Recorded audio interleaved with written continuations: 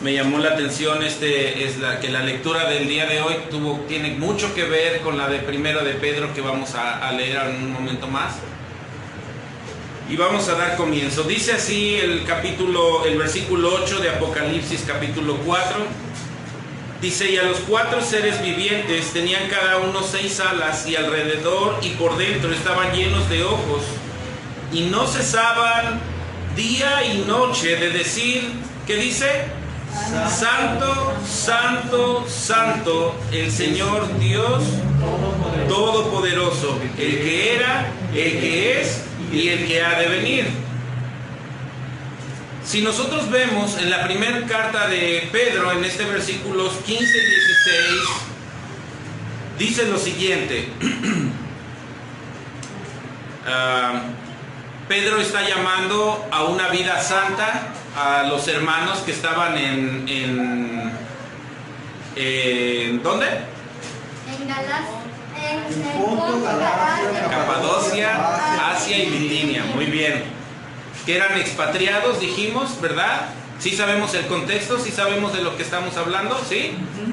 Y estaban ellos como prófugos, estaban como peregrinos, extranjeros, les está diciendo Pedro, y les está aquí llamando a una vida santa. En el versículo 13 dice, llamamiento a una vida santa. Bien, dice el versículo 15 y 16, dice, sino como aquel que os llamó es santo, sed también vosotros santos en algunas cosas de la manera de su vivir. Porque escrito está, sed santos porque yo soy santo. ¿Así dice el versículo 15? No dice así, ¿verdad? Dice, sed también vosotros santos, ¿qué dice? En toda vuestra manera de vivir. Muy bien. Inclinemos nuestros rostros, hermanos, por favor. Dios Todopoderoso, nos acercamos delante de ti, Señor. Agradecidos contigo, Señor, porque nos has traído hasta este lugar, nos has dado la oportunidad una vez más de regresar con nuestros hermanos y disfrutar del tiempo de iglesia, Señor, en el tiempo en el cual tú provees, Señor, y tú especificas que tu iglesia sea de reunir, Señor, para que tú limpies, santifiques y purifiques a tu cuerpo, Señor, a tu iglesia. Oh Dios, con reverencia venimos delante de ti, Señor, sabiendo que somos torpes para muchas cosas, Señor, y que somos pecadores y que hemos pecado en gran manera, Señor. Nos acercamos a ti por medio de la cruz de nuestro Señor y Salvador, pidiéndote, Señor, que tú primeramente perdones nuestros pecados, Señor, alabando tu nombre y bendiciéndote, Señor, pues solo tú eres digno de ser alabado y en gran manera enaltecido, Señor. Tú eres el Rey poderoso, tú eres el Dios soberano, Señor, y ante ti nos sometemos.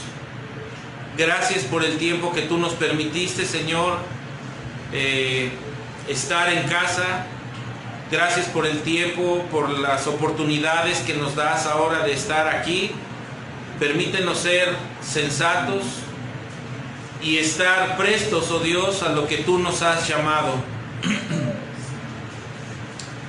Señor, no queremos desperdiciar nuestra vida en esta tierra. Queremos que seas tú el centro de nuestra vida, Señor. Queremos que tú seas el que obre en nuestros corazones conforme a tu voluntad, Señor.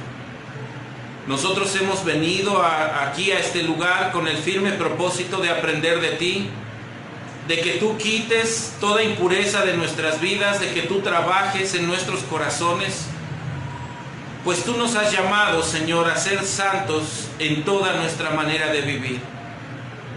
A ti damos gloria, honra y alabanza, Señor, y te damos las gracias por esta oportunidad más de estar con tu cuerpo, de estar con tu iglesia en este tu día, Señor.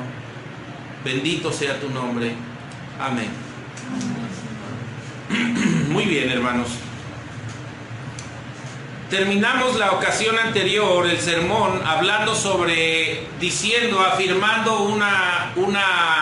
haciendo una afirmación, la cual con la cual iniciamos y concluimos el tema que se vio la semana pasada, el último sermón que yo di, en donde vimos en el versículo 13 y 14, en donde dice: por tanto, ceñid los lomos de vuestro entendimiento, sed sobrios y esperad por completo en la gracia que se os traerá cuando Jesucristo sea manifestado.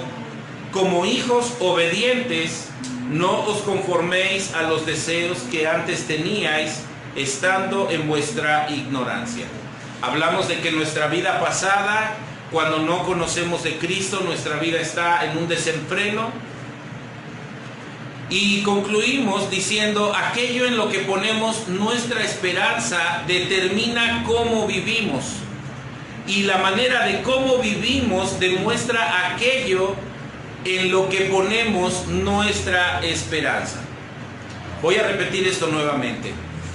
Concluimos diciendo esto: aquello en lo que ponemos nuestra esperanza determina nuestro estilo de vida o cómo vivimos.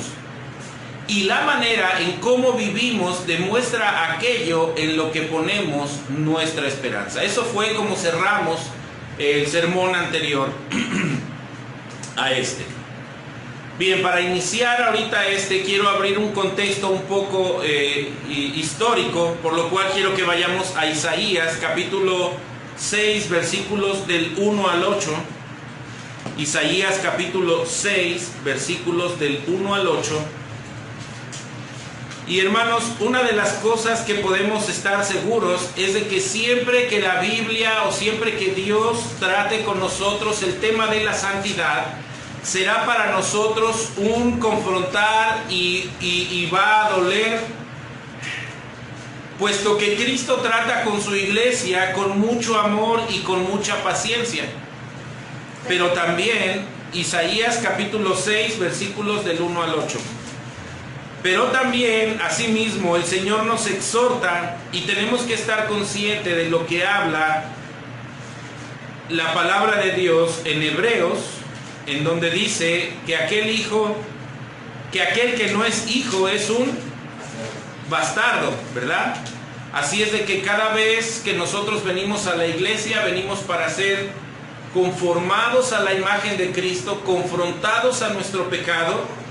Y Dios espera que de nosotros nazca el corresponder en obediencia a lo que Él desea que tú y yo, como su iglesia, corrijamos en nuestras vidas. Es un tema difícil el que vamos a ver en esta mañana, pero yo le ruego a Dios y a su Espíritu Santo que me ayude a exponer esto, de manera que cada uno de nosotros seamos confrontados y alentados por el Espíritu Santo para nosotros vivir para la gloria de su nombre. Dice Isaías capítulo 6, versículos del 1 al 8, dice: en el año que murió el rey Uzías, vi yo al Señor sentado en un trono alto y sublime, y sus faldas llenaban el templo. Por encima de él había serafines, cada uno tenía 6 alas, con 2 cubrían sus rostros y con 2 cubrían sus pies y con 2 volaban. Y el uno al otro daba voces diciendo: Santo, Santo, Santo, Jehová de los ejércitos, toda la tierra está llena de su gloria. Y los quiciales de las puertas se estremecieron con la voz del que clamaba, y la casa se llenó de humo. Entonces dije: ay de mí que soy muerto, porque siendo hombre inmundo de labios y habitando en medio de un pueblo que tiene labios inmundos, han visto mis ojos al Rey, Jehová de los ejércitos. Y voló hacia mí uno de los serafines, teniendo en su mano un carbón encendido tomado del altar, con unas tenazas, y tocando con él sobre mi boca, dijo: he aquí que esto tocó tus labios, y es quitada tu culpa y limpio tu pecado. Después oí la voz del Señor que decía: ¿A quién enviaré? ¿A quién enviaré? ¿Y quién irá por nosotros? Entonces respondí yo: He aquí, Señor, envíame a mí. Un hermano muy amado de hace muchos años, ustedes han oído hablar quizás de él, se llama A.W. Tozer, dijo lo siguiente: lo que nos viene a la mente cuando pensamos en Dios es lo más imponderante de nosotros. No es lo que tú piensas acerca de ti, sino lo que tú piensas acerca de Él, porque ese pensamiento te define y determina lo que tú piensas acerca de todo lo demás. Todavía no termino. Aquí quiero hacer una pausa. Lo voy a leer nuevamente. Dice: lo que nos viene a la mente cuando pensamos en Dios es lo más importante de nosotros. Es lo que tú piensas, no es lo que tú piensas acerca de ti, sino lo que tú piensas acerca de Dios, porque ese pensamiento te define y determina lo que tú piensas acerca de todo lo demás. Una de las responsabilidades tan grandes que nosotros tenemos, hermanos, que a pesar de que somos una iglesia o hay muchas iglesias de llamadas así la sana doctrina, hemos perdido de vista lo que es 3 palabras que acabamos de leer referentes a Dios, en la cual pocas veces meditamos en nuestras vidas, en nuestra vida cotidiana, y que son tan importantes y tan básicas para el cuerpo de Cristo, y hemos perdido de vista el ver a un Dios 3 veces santo. Si nosotros damos cuenta, y lo voy a volver a repetir más adelante, la Biblia no dice: sed ustedes sabios, sabios, sabios. O no dice, no dice la palabra de Dios, el Dios sabio, sabio, sabio. Y aunque Dios sabemos que es soberano y Él es omnisciente y Él lo sabe todo, lo que la Biblia nos habla aquí por medio de la vida de Pedro, dice: sed vosotros, ¿qué dice? Santos. Esa palabra va a definir en cómo tú y yo vamos a ver a Dios. Miren, lo que A.W. Tozer quiere decir aquí, y lo que nosotros afirmamos en la manera en cómo cerramos el sermón, el último sermón que vimos, es que depende cómo tú y yo vivamos, es de la manera en que tú y yo estamos percibiendo a Dios y su persona. Todo lo que nosotros hacemos, toda la manera en cómo hablamos nosotros, en cómo nos conducimos, hablará del Dios del cual tú estás creyendo. Si tú eres una persona débil en la fe, tú no vas a poder demostrar en tu vida que crees en un Dios 3 veces santo. ¿Sí? Bien, si pudiéramos saber nosotros con toda certeza lo que tú realmente piensas acerca de Dios, podríamos llegar a conocerte como ningún otro aspecto de tu personalidad pudiese revelarlo. Tu carácter en tu vida cristiana, en tu adoración, en tu evangelismo, en tu relación con los demás, con otros creyentes, quizás en tu relación con tus clientes o con tu familia, en la relación con tu esposo o tu esposa, se van a demostrar cómo es que tú estás viendo al Dios 3 veces santo. Y es necesario que nosotros, los hermanos que predicamos aquí, establezcamos y seamos muy claros y evidentes y dejemos muy aclarado este punto en qué tipo de Dios creemos aquí y qué tipo de Dios predicamos, para que tú sepas el por qué nosotros predicamos a veces de una manera que expone nuestra vida y dicen por ahí, nos sacan los trapitos al sol, pero realmente no es que saquemos tus trapos al sol, es que Dios quiere una iglesia santa. Ahorita vamos a visitar versículos en los cuales vamos a poder ver por qué Cristo se entregó del todo a su iglesia. Bien. Por esta razón, sigue diciendo A.W. Tozer, ahora voy a leer lo que anteriormente leí y voy a anexar lo que ahora continúa. Dice: lo que nos viene a la mente cuando pensamos en Dios es lo más imponderante de nosotros. No es lo que tú piensas acerca de ti, sino lo que tú piensas acerca de Dios, porque ese pensamiento te define y determina lo que tú piensas acerca de todo lo demás.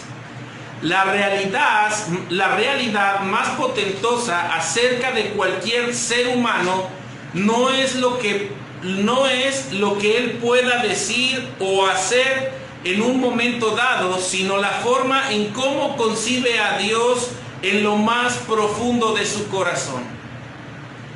Mis hermanos, ¿de dónde salen los pensamientos que nosotros al momento expresamos con nuestra boca? Salen de nuestro corazón. Y la Biblia es clara. Dice la palabra de Dios que del corazón habla la boca. Y el hermano Ricardo nos dice: de la abundancia del corazón habla tu Facebook. ¿Sí? Muy bien, ese ya fue otro proverbio. Mis hermanos, cuando minimizamos nosotros a Dios o cuando trivializamos a Dios en nuestras mentes, escuchen bien, cuando nosotros minimizamos a Dios o cuando trivializamos a Dios en nuestras mentes, las cosas que realmente importan en la vida son trivializadas también. Si tú vienes aquí a la iglesia con una actitud irreverente delante de Dios, es porque tú te está dando Dios igual. Es porque realmente a tu vida no le interesa en lo más mínimo el que Dios te pueda aplastar en cualquier momento. Estás pasando por alto, por completo, la santidad de Dios, la soberanía de Dios.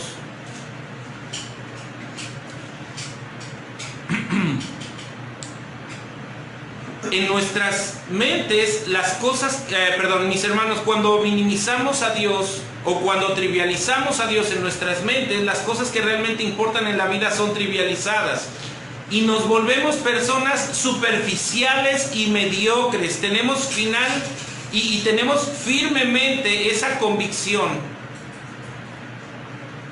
que muchas iglesias aún no tenemos una imagen totalmente elevada acerca de quién es Dios y de lo que es Dios, y consecuentemente o por consecuencia somos dominados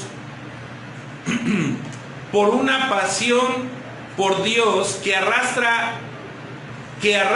todo lo demás a un plano sumamente secundario.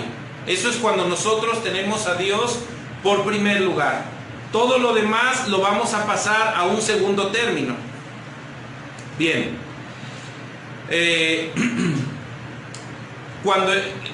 Es entonces cuando viene una distorsión en nuestra lista de prioridades, y eso es porque tú y yo necesitamos pasar por una experiencia similar a la que se describe en el capítulo 6 de Isaías. Notemos lo siguiente. No estoy diciendo que tenemos que tener una visión como la que tuvo Isaías, ¿sí? No estoy diciendo que tenemos que tener una visión como la que tuvo Isaías, sino, si tú hoy tienes una visión, entonces te podríamos decir que te llamas un visionudo. Lo que estoy diciendo es que tú tienes que pasar por una experiencia similar a la de Elías, a Isaías le tocó predicar. A Isaías le tocó predicar en un tiempo de mucha decadencia moral y religiosa en el reino de Judá. Todos los gobernantes que estaban en aquellos años, todos esos gobernantes que estaban en aquellos años eran muy corruptos. Este pueblo era muy idólatra, ¿sí? Los ricos usaban su poder para explotar a los más pobres, y la cultura del entretenimiento, todo lo que es el Facebook y el YouTube, se había expandido como un cáncer, ¿verdad? Como un cáncer en este tiempo. Era un tiempo de mucha decadencia espiritual. Y podríamos decir que no ha cambiado absolutamente nada desde aquellos años hasta hoy en día. Las cosas siguen exactamente igual.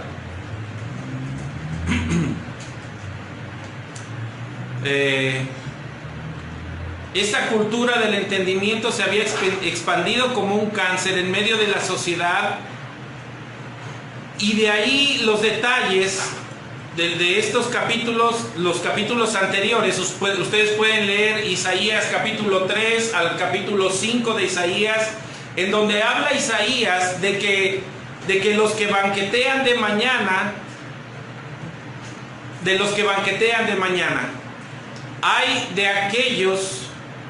de los que aceptan sobornos, hay del pueblo que porque viene el castigo de Dios, y lo único que parecía darle cierta estabilidad a esta nación era el reinado del rey Usías. El rey Usías era un rey político, un líder político religioso muy capaz, que reinó en el trono de Judá por casi 52 años. Nosotros perfectamente podemos bien comparar esta cantidad de años con la dictadura de Fidel Castro, ¿sí? Es casi el mismo tiempo. Pero aquí Isaías asumió el trono desde la edad de 16 años, hermanos, y durante su reinado dirigió la nación a una de las épocas más doradas de la historia del pueblo de Israel. Usías fue un hombre muy inteligente, muy sabio, que llevó a este pueblo a una prosperidad tremenda. Era un rey que cuando se proponía conquistar una tierra, sabía hacerlo de una manera correcta. Si hablamos en el área del comercio, lo hizo prosperar, lo hizo florecer sobre su reinado, al igual que la agricultura. Él fue un rey muy temido en la batalla, en sus estrategias militares. Pero podríamos decir que el pueblo de Jerusalén se sentía muy seguro durante el reinado de este rey Usías, debido a la protección que ellos tenían. Lamentablemente, ustedes pueden ir a Segunda de Crónicas, no vamos a ir para allá, capítulo 26 y versículo 16. Bueno, sí vamos para allá, perdón, sí lo tengo aquí. Segunda de Crónicas, capítulo 26 y versículo 16.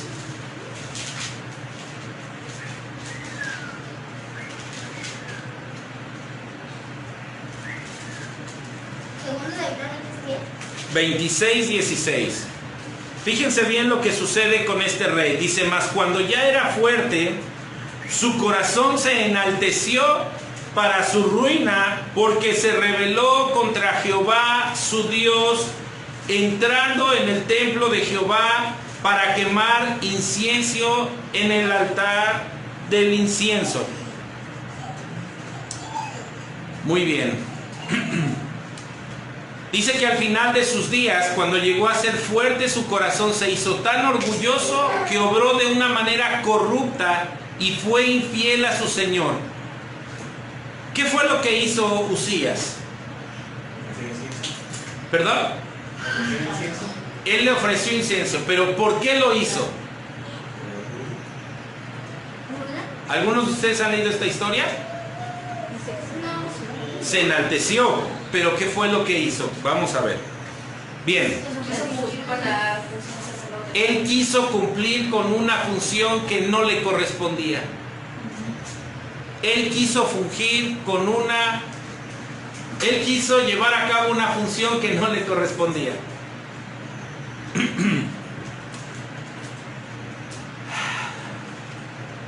Bien, este hombre entra al templo del Señor para quemar incienso sobre el altar, se envanece de tal manera que usurpa un oficio que no se podía mezclar con el oficio real. Los reyes de Israel venían de Judá, los sacerdotes venían de Leví. No había manera de mezclar estos dos oficios. Uno era el que tenía que quemar el incienso y otro era, cada uno tenía sus tareas en el templo. Y lo que hizo Uzías fue envanecerse, porque él dijo, o sea, yo soy súper bueno. Yo puedo usurpar el lugar de Sergio y de David y yo quemar el incienso.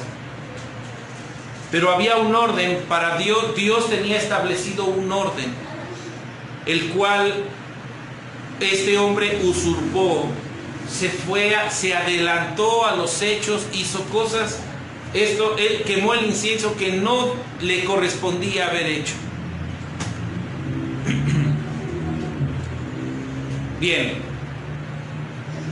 hay uno solo, hermanos, que pudo haber llevado estas dos tareas. ¿Quién fue? Jesús, nuestro Señor Jesucristo. Fue Jesucristo, nuestro Señor y Salvador. Solamente hubo uno que pudo haber llevado estos dos oficios a la vez, y ese es nuestro Señor Jesucristo.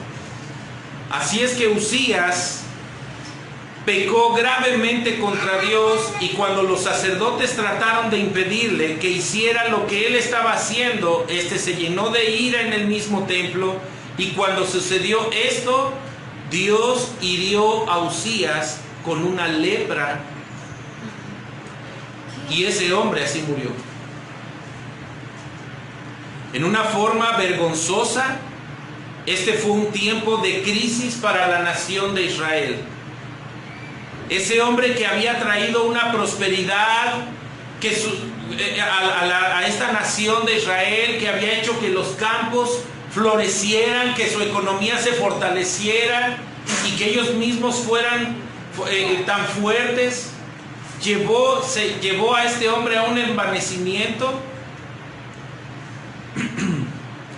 Pero su seguridad desapareció del escenario político como un verdadero arrogante, cubierto de lepra. Y ese año fue en el que Isaías tuvo esta visión que marcó el inicio de su ministerio profético. Veamos una vez más el verso 1 del capítulo 6 de Isaías.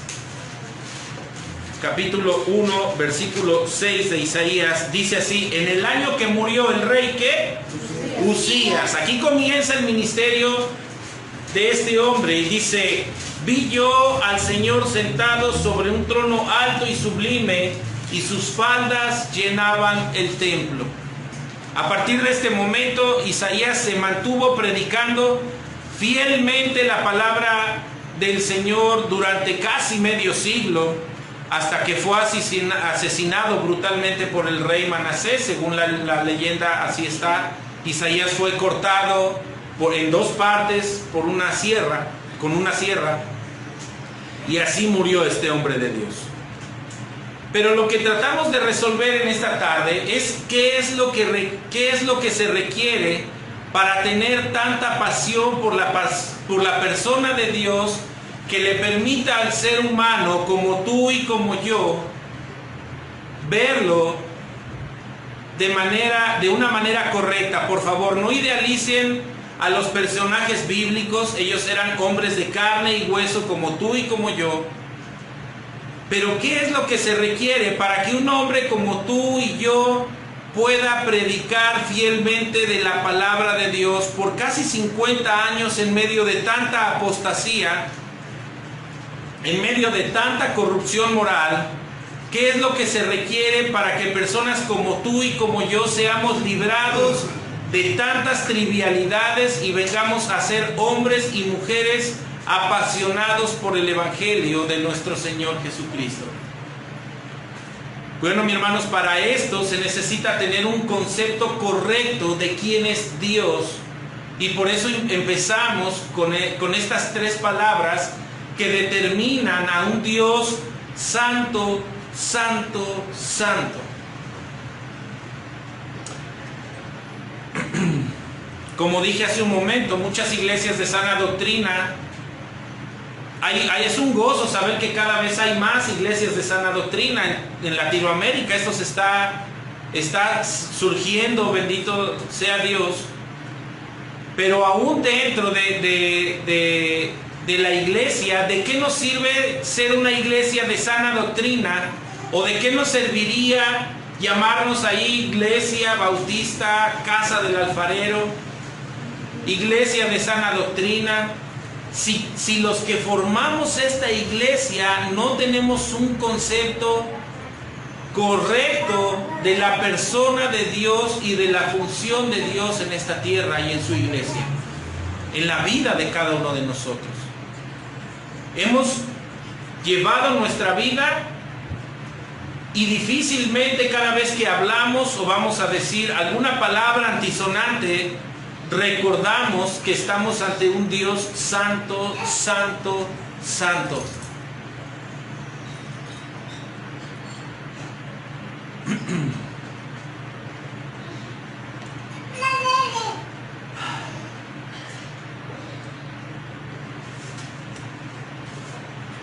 Es bueno tener en mente la sana doctrina, pero lo que necesitamos es tener a Dios dentro de nuestro corazón, tener un corazón encendido por Dios, porque de lo contrario la sana doctrina no nos va a servir de nada. Necesitamos ser hombres y mujeres apasionados por el Dios de la palabra, de las sagradas escrituras, apasionados por el Evangelio de Cristo. Hombres y mujeres que solo teman a Dios y a nadie más. Necesitamos ver a Dios como Isaías vio a Dios. Bien, resaltemos uno de los aspectos del ser de Dios. El primero es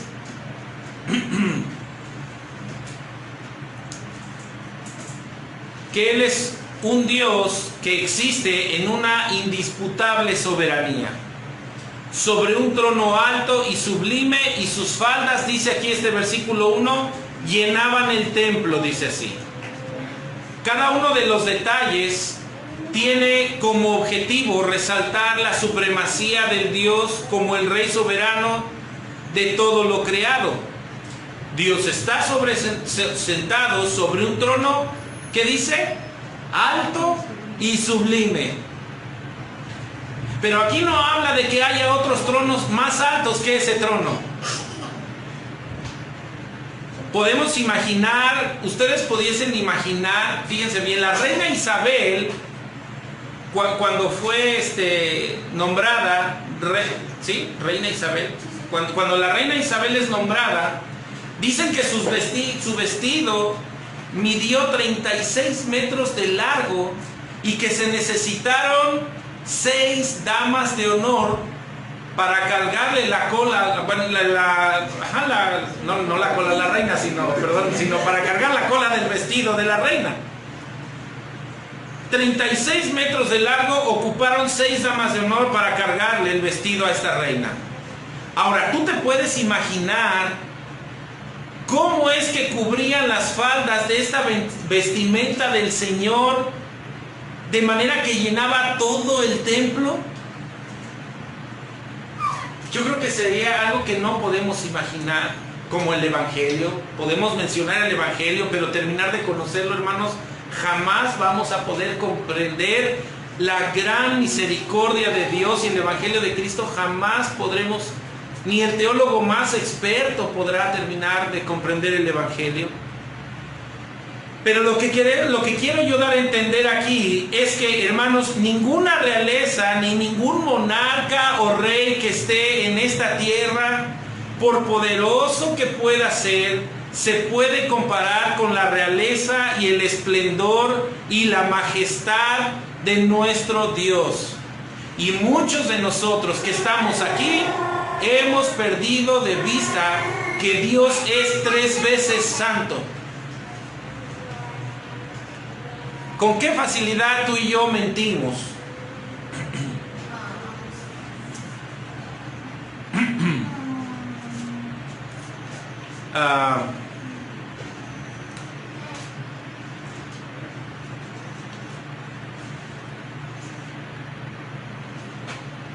Él es infinitamente glorioso. Él es infinitamente esplendoroso. Él es infinitamente poderoso. Dios quiere que nosotros entendamos que la estabilidad del universo depende de que Él siga sentado en su trono. Mira, mi hermano, la estabilidad de todo este planeta depende solamente de Dios. Todo lo que tú hagas, todo lo que esté en tu entorno, el hecho de que Yair esté aquí, a mí me da un gozo ver cuando llega Yair y cuando llega cada uno de ustedes, pero me preocupas, Yair, y te aprecio mucho, te amo mucho. Y el Señor ha puesto esto por tu matrimonio, y que deseamos que cada uno de los que estamos aquí podamos saber y podemos reconocer al Dios Santo en todo lo que nosotros hacemos. Él es poderoso, Él está estabilizando este universo. Bien, Usías había muerto, pero el trono de Dios no estaba vacío sobre el pueblo de Israel. El pueblo de Israel se le acabó su seguridad. Ellos idealizaron a este hombre de tal manera que cuando no lo vieron, se desplomaron. Es como cuando tú, no sé, pierdes un hijo, yo no sé, o perdemos un familiar, nuestros rostros ¿cómo se dice? Hay una tristeza, ¿verdad? Y muchos pensaban en aquel tiempo en una ruina para esta nación.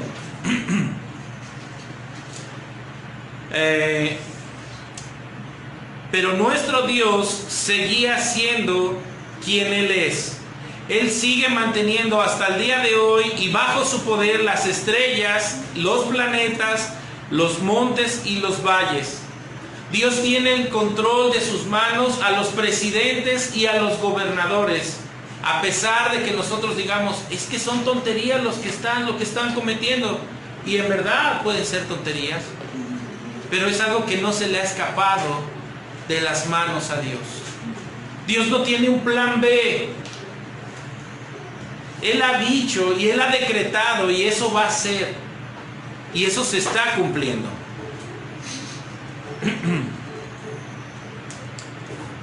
Bien, Él sigue manteniendo bajo su poder las estrellas, los planetas, los montes, los valles.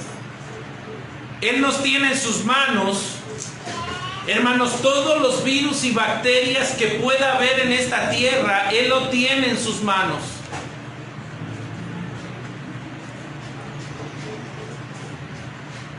Y aún sobre ellos, Dios es soberano. Y Él no es un monarca constitucional como la reina Isabel. Él es el rey y Él ejerce su voluntad como Él quiere. Isaías 46:8, allá adelante. Dice así.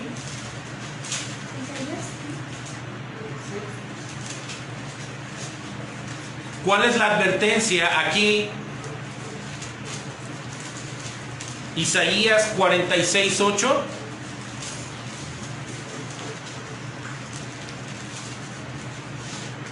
¿Ya están ahí? Dice, y acordar de esto y tener vergüenza, volver en vosotros prevaricadores. Acordaos de las cosas pasadas, dice aquí, desde los tiempos antiguos. Se me hace que estoy mal en el versículo, perdónenme. Es el 9. Acordaos de las cosas pasadas desde los tiempos antiguos, porque yo soy Dios y no hay otro Dios, y no hay nada, y nada hay, ¿qué dice? Semejante a mí. No dice igual, dice ni siquiera hay algo semejante a mí. Bien.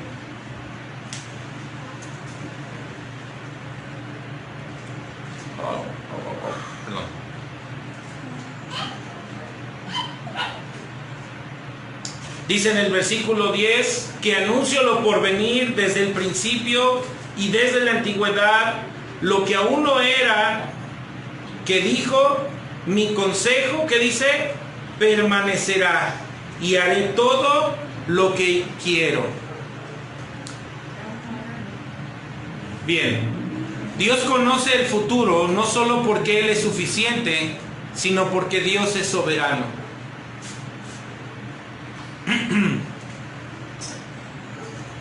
El futuro no es más que el cumplimiento de su decreto y es importante que nosotros hagamos mención en este pasaje de Isaías 46. Y esto incluye decisiones libres y responsables de seres humanos. Vamos al versículo 11 de Isaías 46.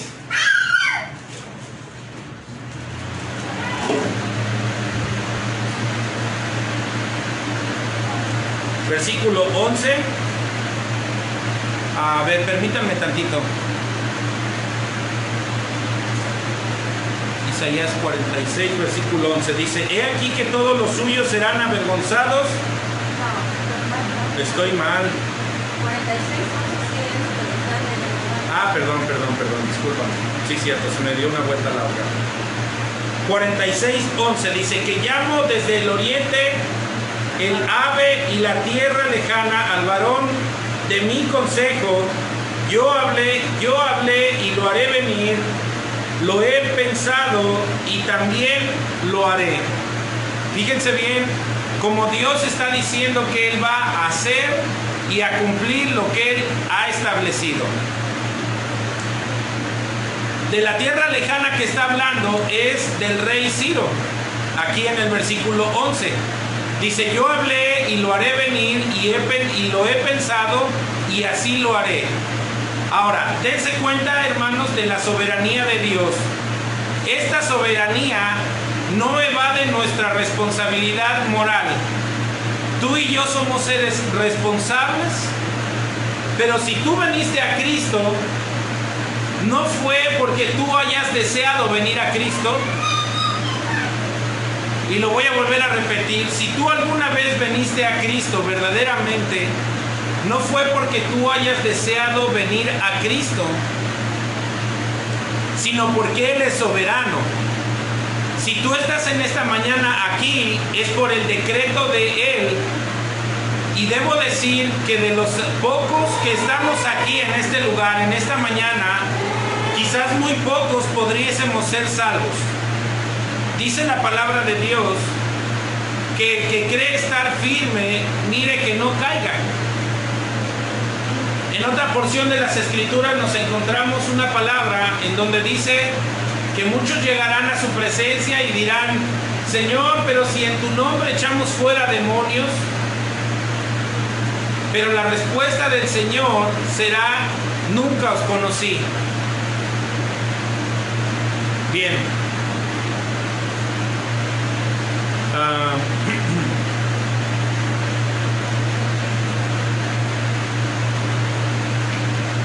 Nabucodonosor, ¿cuántos han leído la historia de este hombre? ¿O cuántos se la saben? Bueno, este hombre quizás tenía una teología mucho mejor que la de muchos creyentes hoy en día. Él decía, todos los habitantes de la tierra son considerados como nada. Él hace su voluntad en el ejército del cielo y en los habitantes de la tierra, y no hay quien detenga su mano, ni quien le diga, ¿qué haces? Miren, hermanos, ni un congreso del estado, ni ningún senado de la república, ni ningún diputado, ni en la tierra, ni en el cielo, tiene que aprobar las decisiones de Dios.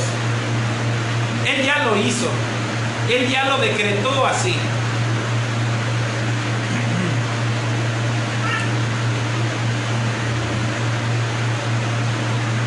Nadie puede vetar las decisiones ni el decreto de Dios. ¿Sabes por qué ni tú ni yo podemos controlar las cosas y mucho menos orar de manera caprichosa en que Dios obedezca lo que yo estoy pidiendo o exigiendo, porque Dios va a volcar tus planes cuando tú menos lo pienses. Un muy pequeño virus puede venir a derrotar nuestros planes por buenos que sean. A nosotros Dios nos permitió que entrara esta bacteria y todo el proyecto de seguir trabajando y todo el proyecto de hacer en el negocio y de trabajar se nos vino abajo, ¿verdad? Y en un ratito Dios cambió nuestros planes. Por 2 o 3 semanas Dios cambió los planes que mi esposa y yo y mis hijos teníamos. Ustedes saben que se vino el cumpleaños de mi hija y yo tenía planes. Dije, no, yo voy a llevar a mi hija, vamos a hacer, voy a dejar que ella se pase un bonito día. ¿Sí te la pasaste bien, verdad, mi amor? Estábamos encerrados y comimos un pollito y Dios nos permitió estar en casa, encerrados, y no fue como habíamos planeado. No teníamos ni los recursos, pero yo en alguna ocasión yo le dije, mija, tus 15 a lo mejor los hacemos en Cancún.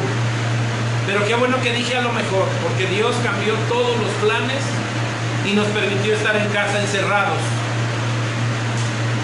Si ustedes me preguntan, ¿qué fue lo que Dios les habló a ustedes en este tiempo de enfermedad, en la que la enfermedad visitó sus cuerpos? Yo podría decirte que es muy probablemente que necesitábamos que Dios hiciera esto con nosotros para que nosotros cambiáramos nuestras prioridades hacia Él y colocarlo a Él en el lugar que ahora Él debe reinar en nuestros corazones.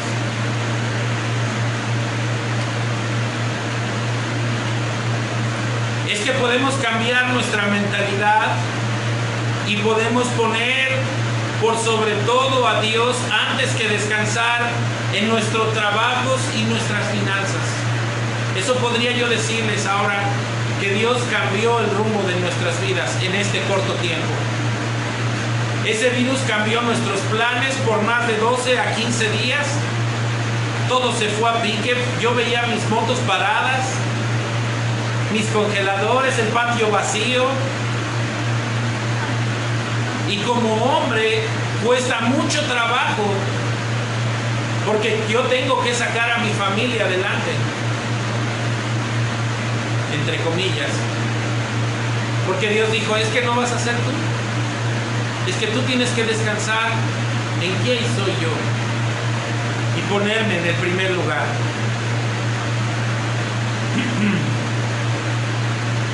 Dios suplió nuestras necesidades, pero dice aquí la palabra que todo es para bien, que todo coopera para bien a los que por su propósito son llamados.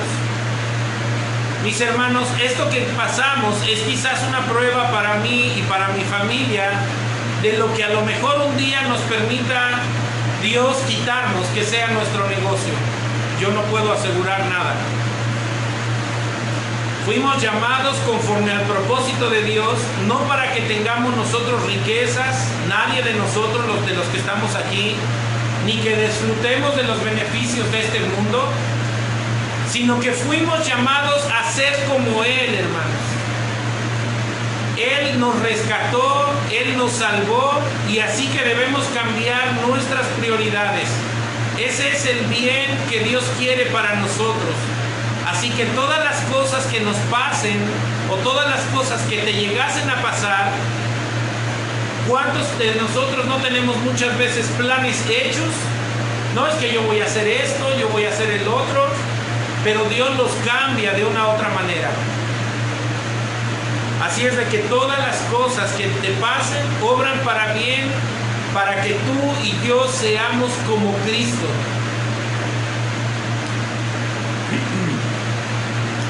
Vamos a regresar, vamos a terminar. Primera de Pedro, capítulo 1 y versículo 15.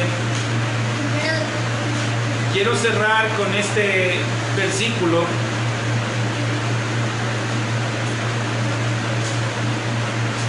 Primera de Pedro 1:15.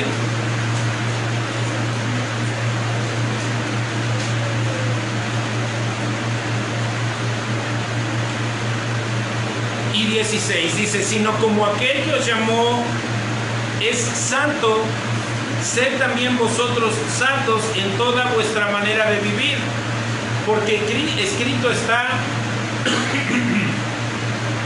sed santos, porque yo soy santo. Soy santo. Pedro nos lleva a hacer un estudio exhaustivo de cómo mostraremos nuestro carácter y cómo conduciremos nuestra vida cotidiana, que debemos hacer el esfuerzo en nuestras vidas, en lo que podemos cambiar y esforzarnos porque ese carácter de Cristo gobierne nuestras vidas y hacer que nuestras vidas reflejen su carácter. Pero debemos aclarar algo aquí, hermanos, que siempre que se trata de hablar de nuestra santificación, para cada uno de nosotros es un tema que dolerá en el momento en que Dios trate con nuestro carácter y a la vez enderece nuestras conductas.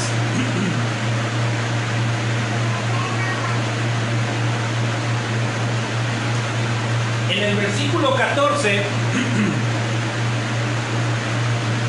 Pedro nos manda a esperar en la manifestación de nuestro Señor Jesucristo, pero preparando nuestra mente da la idea de estar atentos a lo que vamos a hacer. Ya vimos lo que es esforzarnos en cambiar nuestro carácter y nuestras conductas. Pero mi pregunta en este día es: ¿cómo te fue en esta semana? Les pregunto porque no es fácil. No es muy fácil venir y sentarnos a escuchar el sermón del día domingo, pero aquí solo Dios nos enseña, hermanos. La aplicación que nosotros hacemos allá afuera en nuestra vida cotidiana es en donde se va a ver el resultado de lo que tú vienes a recibir aquí.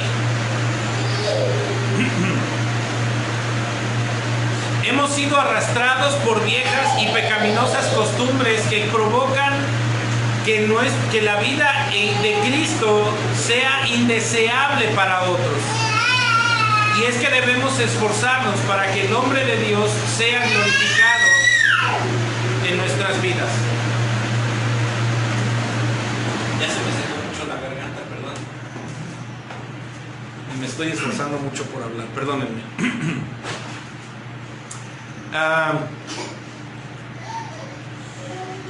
Bien. Es que debemos esforzarnos para que el nombre de Cristo sea glorificado en nuestras vidas. El versículo 16 es claro, dice: porque está escrito, sed santos porque yo soy santo. Esto es para nosotros un mandato, hermanos. Dios no escribió esto nada más por dejar una opción para los que decidimos o nos decimos ser creyentes. Así como Pedro les escribe a estos hermanos, sino que Dios mismo deja esta regla de autoridad sabiendo que tú y yo somos falibles y débiles, pero también porque sabe que en nuestro corazón hay un sentido de rebelión y de orgullo en el cual caemos de manera constante haciendo cosas que aparentemente no son dañinas para nuestra vida o para la iglesia.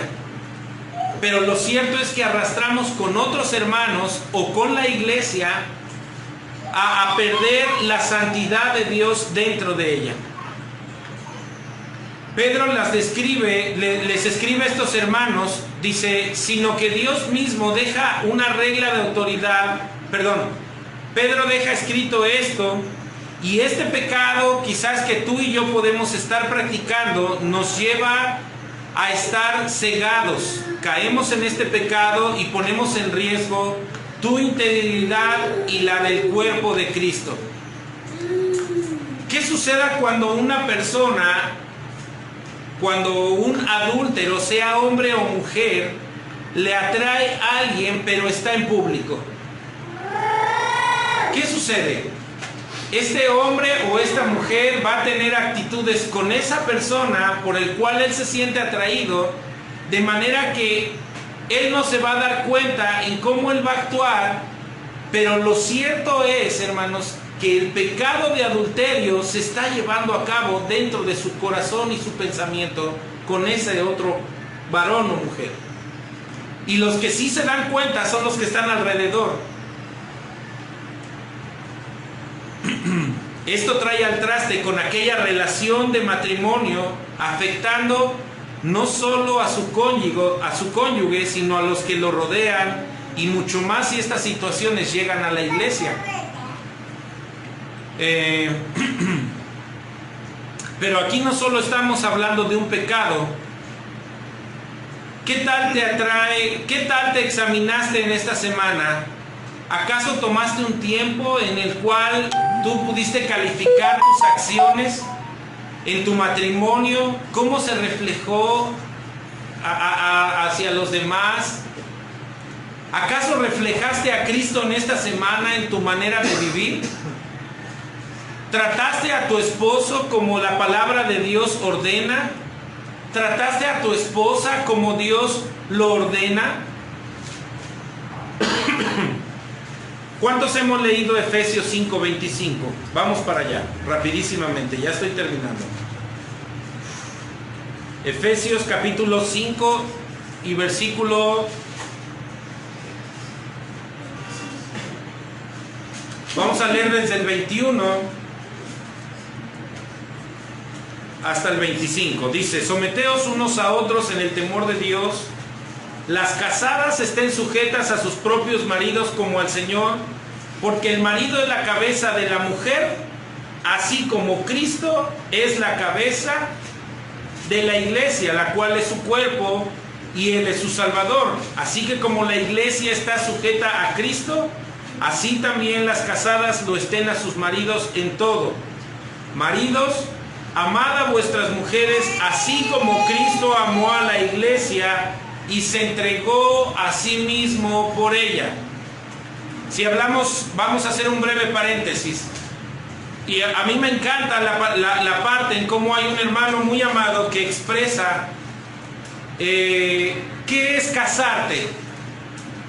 Muchos jóvenes aquí están pensando en aquel día en que llegue la doncella de su vida o el príncipe que va, con el cual ellas se están idealizando, ¿verdad?, en casarse. Pero ¿qué pasa? Nosotros como hombres somos muy dados a pensar en que llegar al matrimonio es que ya voy a tener quien me lleve el desayuno a la cama. Es que ya voy a tener quien me planche. Es que ya voy a tener quien haga las cosas. Voy a ser tratado como rey. Pero hermanos, qué equivocados estamos los varones en este punto. Dice un hermano amado: hermano, si tú quieres casarte, debes tener en cuenta que al matrimonio tú no vas a ser servido, sino tú vas a darlo todo. Dense cuenta como dice aquí, versículo 25: maridos, amad a vuestras mujeres así como Cristo amó a la iglesia. ¿Y qué? Y se entregó a sí mismo por ella. Con esto no estoy diciendo que las mujeres ahora van a poner al marido a hacer la comida, a hacer el quehacer. No, cada quien en su rol. Cada quien en su rol. Dios nos ha dado un rol precioso, y es el cual nosotros queremos trabajar con los varones y las mujeres, cada quien por su cuenta. Pero la idea es que nosotros podamos ser una iglesia que los varones estén capacitados para honrar a las esposas, y las esposas estén enseñadas para honrar a sus esposos como Dios ordena. Ese es el propósito que pretendemos en las reuniones de mujeres, en el culto femenil y en el culto de varones. Y no voy a ahondar mucho en esto, pero esto es de lo que se trata en Efesios 5, 25 para allá. ¿Qué tal actuaste con tu esposa esta semana? ¿La cuidaste como esa princesa. ¿Cuántas de ustedes, mujeres, no les gustan las atenciones de su esposo? ¿O cuántas no les gustaría que su esposo, cuando el día que Dios les permita casarse, sea atento con ustedes? Yo creo que no hay mujer que diga, yo voy a ser dura. No, todas las mujeres desean ser atendidas, desean ser amadas. Con esto no estoy diciendo, hermanas, que no honren a sus esposos. No se trata de provocar un conflicto. Ustedes tienen que honrar a su esposo, porque aquí dice la palabra de Dios que las casadas estén sujetas a sus propios maridos como al Señor. Y vamos a ampliar esto más adelante. ¿Qué tal actuaste con tu patrón en tu trabajo en esta semana? Ya toqué tantito el matrimonio, ahora vamos a ver. ¿Cómo actuamos con nuestros patrones? ¿Cómo actuamos? ¿Obedeciste al pie de la letra las instrucciones que se te dejaron? Es que no tenía la razón, yo hice esto porque es que esto así es. Sí, pero tu patrón te dijo que tanto y que así y así lo hicieras. ¿Así lo hiciste? Muchas veces consideramos o anteponemos nuestra opinión ante la orden que se nos está dando, y eso da al traste con muchas cosas. A mis hijos a veces les doy órdenes muy específicas y ya cuando van, hey, ¿qué vas a hacer? Es que yo voy, a ver, ¿qué te dije? ¿Me dijiste que no? Te dije, trata de hacer esto, insiste, vuelve a hacer, fíjate bien la orden que te doy. Tenemos que fijarnos muy bien en qué son las instrucciones. Pero tu deber es actuar como una criatura de aquel Rey soberano y sin apoyarte en tu propia opinión, corresponder en obediencia a la orden de tu esposo, de tu patrón, de tu cliente, ¿verdad?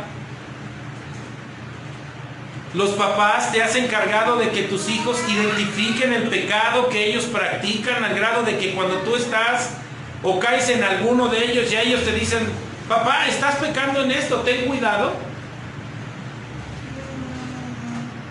¿Te imaginas a Abby diciéndote, papi, eso es un pecado, pasarse el alto, papá? Acá me lo dice, pero ya te pasaste en el amarillo, sí, hijo, pero yo traía otro carro atrás, espérame. Y venía hecho la raya, si yo me paraba íbamos a provocar un accidente. Hay circunstancias en las que tú puedes determinar detenerte y hay otras en las que, pues ni modo, arriesgarte un poquito, ¿no? Pero ¿se imaginan ustedes, papi, por qué estás mirando a esa mujer?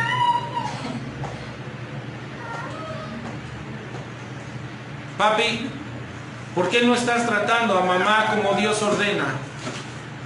Mamá, ¿por qué le haces esto a mi papá? Eso no es honrar a Dios. Respeta su autoridad de mi papá.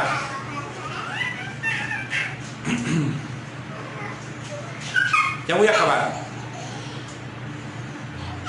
¿Saben por qué nuestros hijos a veces cometen tantos pecados y errores? Porque la mayoría de las veces los papás no nos encargamos de enseñarles quién es Dios, ese Dios santo, santo, santo, al cual ellos tienen la obligación de honrar. Por eso es que a veces ellos tienen conductas que no tienen absolutamente nada que ver con Cristo. Como padres hemos sido irresponsables en enseñarle a nuestros hijos la ley de Dios y su santidad.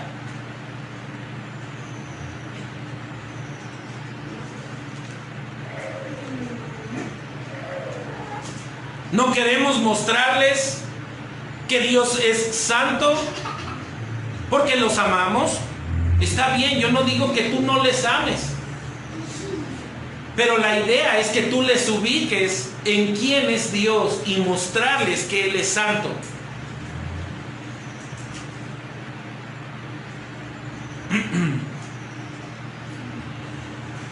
Tienes que enseñarles a adorar a Dios tienes que enseñarles a vivir como Cristo lo hizo. Pero nos es fácil hacer cosas delante de ellos.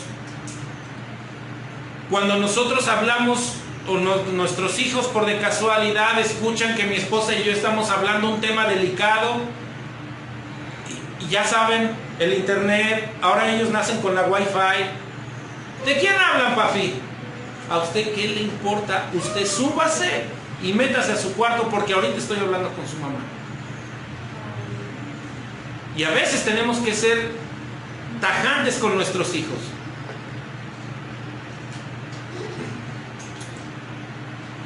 Y a veces podemos corresponderles y decirle: mi rey, este es un tema delicado del cual tú no puedes escuchar. Te voy a pedir un favor, súbete tu guitarra, súbete un libro, ponte a leer, enciérrate en tu cuarto, o tú encerrarte con tu esposa y hacer las cosas de manera discreta.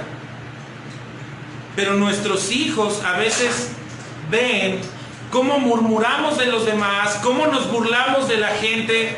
Delante de ellos decimos obscenidades, groserías, dobles sentidos, perdiendo de vista que el Dios que gobierna nuestras vidas y todo este universo es un Dios 3 veces santo. Mis hermanos, Pedro en este versículo se está refiriendo a que ese esfuerzo del deber ese esfuerzo debe ser de tal manera en nuestra vida diaria que podamos lograr conseguir que ese pecado de mentira, ese pecado de adulterio, esa falta de sometimiento a tu esposa o a tu autoridad, esos antojos que tú te das, los cuales sabes bien que Dios no aprueba, esa falta de obediencia a tus padres, joven, tu arrogancia que no te deja absorber ningún tipo de consejo, ese temor constante que hay en ti, esa falta de autoridad de parte de tu papá, de ti papá, sobre tus hijos y sobre tu esposa, ese temor de relacionarte con la iglesia de Cristo para no ser reprendido o no ser exhortado, ese disimular que sí soy hermano, pero en realidad la iglesia no me importa, ni siquiera quiero ir. Ese feminismo disfrazado de compasión, hermanos queridos, hay tanto del cual debemos estudiarnos, hay tantas cosas de las cuales debemos arrepentirnos.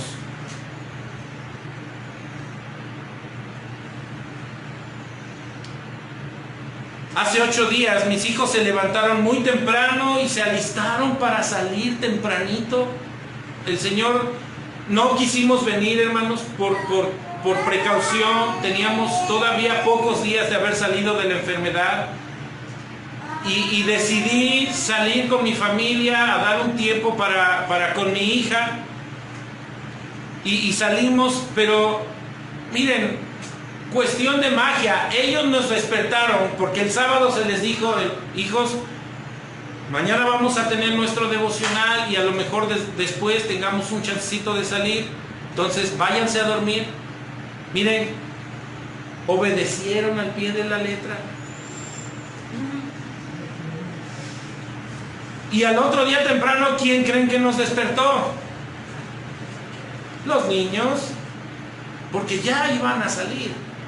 Y yo entiendo, ellos tenían muchos días encerrados, estaban como píldora de esa de la olla express, querían salir. Pero hermanos, cada vez que un domingo se trata de satisfacer un deseo de nuestra carne, hasta antes nos paramos. ¿De dónde salen fuerzas? ¿Quién sabe?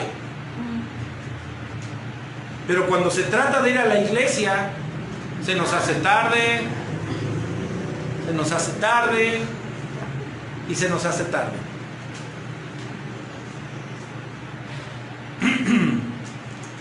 Y esto es solo algunas cosas de las que observables a la luz de los ojos, pero cada vez más dañan a nuestra persona y a los que rodean a la iglesia. Cosas, pecados que están dominando las vidas de cada uno de nosotros, y nosotros no somos para poner un límite y decir: el Dios santo que rige mi vida, yo debo imitar y observar qué estoy haciendo. Miren, ¿quiénes son los jueces que tratan de que se tratan de escudar en los defectos de la iglesia. ¿Acaso no son aquellos inconversos, vecinos tuyos? Ah, y eso que son creyentes. Y está así la casa de los creyentes, siempre he dicho, y peor la de los pastores, es como una casa de cristal, ¿no? Ahí todo se ve, ¿no? Ante los vecinos todo se ve. Aquellos que siempre se están fijando a ver en qué pecado o en qué error tú caes. Pero lo cierto es que ¿cómo se les antojaría venir a Cristo con nuestra falta de comportamiento o con el vocabulario que tú y yo practicamos entre semana? ¿Cómo se les va a antojar venir a Cristo? Decía Spurgeon, vive tu vida de tal manera que no necesites abrir la boca para predicar a Cristo. Solo con lo que tú reflejes, incita a otros a venir en arrepentimiento y fe. No lo dice el autor con el afán de que no salgamos a predicar, sino que lo menciono con el afán de examinar cada actitud y cada acción de nuestra vida, de manera que lo que a los demás se les antoje es venir a Cristo en arrepentimiento y fe por tu estilo de vida. Spurgeon dijo una vez, vive de tal manera que los del mundo no puedan negar que hay un cristiano viviendo en medio de ellos. Termino. Estamos viviendo tiempos muy difíciles, hermanos, tiempos en los que la rebelión de la juventud, el matriarcado, el feminismo, la idolatría, el adulterio, el feminismo, todo lo que se está dando ahorita, el querer saciar solo mis deseos y no los demás.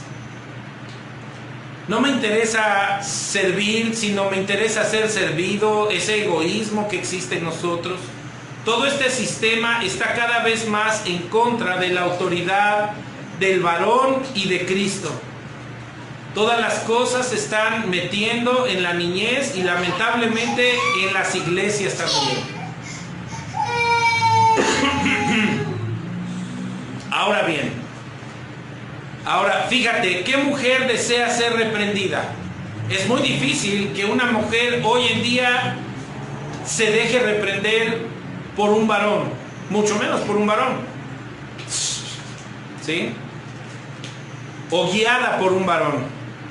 No, ahora en contra de lo establecido por Dios, las mujeres se están poniendo en que, oye, mi amor, haz esto, por favor, mira, Dios no quiere que hagamos... ¡Ay, espérate!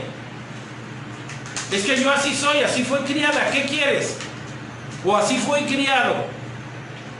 No, hermano, las cosas viejas pasaron y tu vida debe demostrar que estás en una iglesia y que tu vida viene a ser santificada por medio del lavamiento, por el agua de la palabra de Dios. Tú no puedes seguir tu vida y decir, es que yo así fui criado y así voy a seguir. No.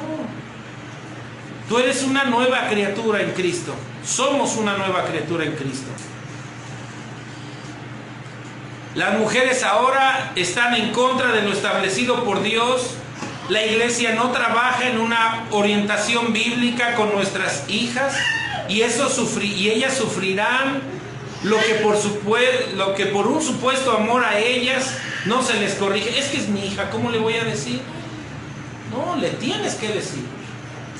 Le tenemos que decir. Ay, es que está chiquito, ¿cómo le voy a decir? Además es un niño. Es que está en la adolescencia. Es que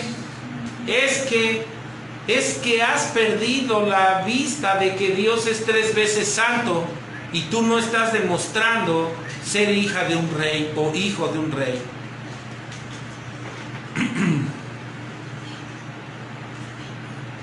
Si la iglesia no trabaja en estos tiempos sobre la orientación bíblica sobre nuestras hijas, sufrirán más tiempo más adelante y se promoverá tanta herejía, y por eso ahora la ideología de género y tantas porquerías que se están dando. Todas estas cosas van en contra de un Dios 3 veces santo. La iglesia no puede dejarse llevar por estas cosas que comienzan a entrar en la iglesia. Debemos dar ejemplo de que Cristo es nuestro Dios y de que esta iglesia solamente se servirá a Dios. Dice la palabra de Dios: y si invocáis por Padre a aquel que sin acepción de personas juzga según la obra de cada uno, conducíos en temor todo el tiempo de vuestra peregrinación. Amén. Vamos a ponernos de pie, hermanos.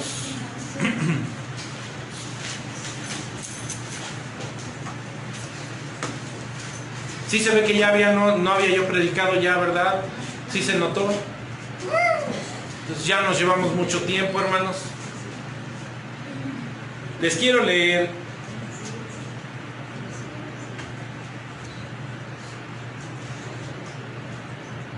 dice Hebreos capítulo 10 versos 26 y 29. Dice: porque si pecáramos voluntariamente después de haber recibido el conocimiento de la verdad, ya no queda más sacrificio por los pecados. Versículo 29.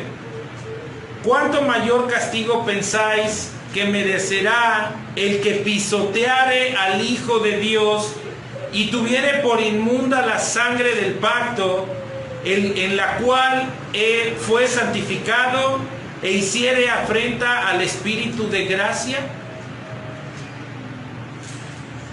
12:4 dice así: porque aún no habéis resistido hasta la sangre combatiendo contra el pecado.